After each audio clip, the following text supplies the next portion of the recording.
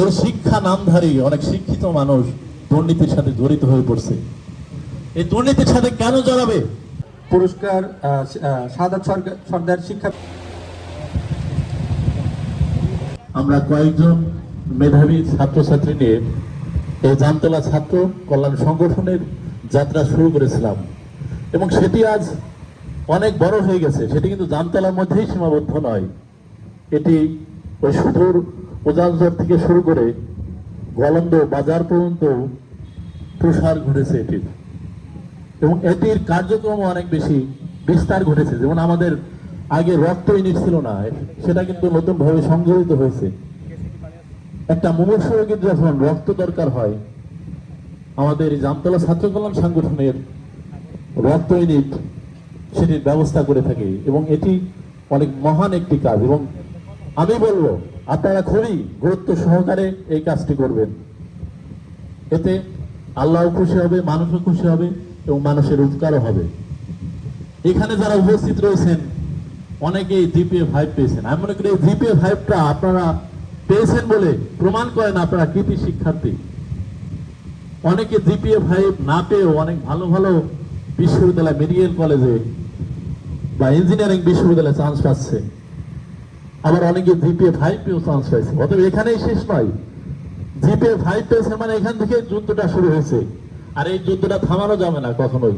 অনেক সময় আপনি হেরে যেতে পারেন, বা নদীর ঢেউয়ের মতো আমাদের জীবনটাও এরকম। নদীর ঢেউ যেমন একবার ওঠে আবার নামে, আপনি নামতেছেন মানে আপনি উঠবেন না, বিষয়টা কিন্তু এরকম নয়। আপনার চেষ্টা থাকতে হবে, ধৈর্য থাকতে হবে। এই ধৈর্য যদি না থাকে আপনি এগোতে পারবেন না।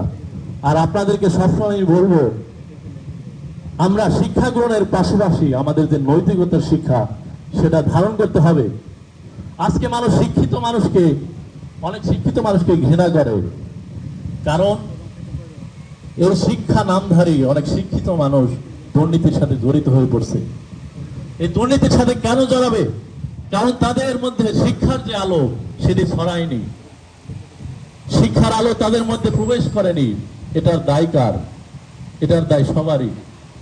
আমরা চেষ্টা করিনি, আমাদের টার্গেটই থাকে আমরা একটি GPA-5 পাবো, তারপর কোথাও চান্স পাবো, তারপর সেখান থেকে একটি চাকরির জন্য দৌড়াবো। আমাদের যে মেন উদ্দেশ্য এটাই, কিন্তু আমি মনে করি যে মেন উদ্দেশ্য হওয়া উচিত না। আপনি যদি ভালো শিক্ষা গ্রহণ করেন আপনি অবশ্যই জীবনে ভালো কিছু করবেন। একজন শিক্ষিত হয়েও যদি কৃষিকাজে তারা সময় পার করে, সেটাও অনেক মর্যাদার। কারণ একজন শিক্ষিত লোক কৃষিকাজ যেমন ভাবে বুঝতে পারবে, একজন অশিক্ষিত মানুষ কখনোই কৃষিকাজ কিন্তু সেভাবে বুঝতে পারবে না। আমাদের দেশে অনেক ছেলেপেলে রয়েছে যারা শিক্ষা গ্রহণ করে, খামার করে, কৃষিকাজ করে এবং তারা অনেক ভালো ইনকামও করে। কিন্তু আমাদের ভালো উদ্যোক্তা হতে হবে এবং আমাদের মধ্যে যে মনুষ্যত্ব সেটা জাগ্রত করতে হবে।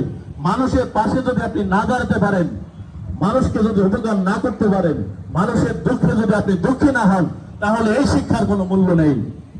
শিক্ষার আলো আপনার মধ্যে প্রবেশ করাতে হবে, এটা টার্গেট রাখা উচিত। এবং দুর্নীতিকে না বলার যে প্রয়াস সেটা আপনাদের মধ্যে সৃষ্টি করতে হবে। এবং এই জামতলা উচ্চ বিদ্যালয় আমার প্রাণের উচ্চ বিদ্যালয়, এই উচ্চ বিদ্যালয়ের নিকট আমি ঋণী এবং এখান থেকেই দেশের সূর্য সন্তানরা জন্মগ্রহণ করতে পারে যদি তার চেষ্টা থাকতে পারে।